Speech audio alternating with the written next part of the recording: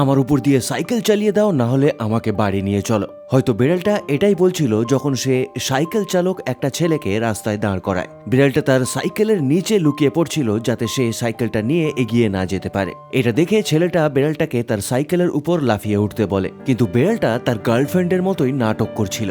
সে যখন সাইকেল থেকে নিচে নেমে তাকে ধরতে যায়, সে দৌড়ে পালিয়ে যায়। তবে ছেলেটা যখন বলে যে তাহলে ঠিক আছে আমি চলে যাচ্ছি, তখন বিড়ালটা আবার দৌড়ে তার কাছে চলে আসে। তবে এইবার ছেলেটা বিড়ালটাকে ধরে তার সাইকেলের সামনে রাখা ঝুড়িতে রেখে দেয়। ছেলেটা ভয় পাচ্ছিল বিড়ালটা ঝুড়ি থেকে জাম্প করে পালিয়ে যেতে পারে, এজন্য সে তার কলেজের ব্যাগটাকে বিড়ালটার উপরে রেখে দেয়। বিড়ালটা খুবই খুশি ছিল যখন তার সাইকেল যাত্রা শেষ হয়। তবে সাইকেল থামতেই সে ঝুড়ি থেকে নিচে নেমে লুকিয়ে পড়ে। তবে ছেলেটার কাছে সব সময় রাস্তার বিড়ালদের জন্য বিড়ালের খাবার থাকতো, তাই রাস্তায় একটু খাবার ছড়িয়ে দিতে বিড়ালটা আবার বেরিয়ে আসে। বাড়ি আসার পর ছেলেটা বিড়ালটাকে আরো ভালো করে খেতে দেয়। আপনার কি মনে হয় ছেলেটা কি রাইট ডিসিশন নিয়েছে?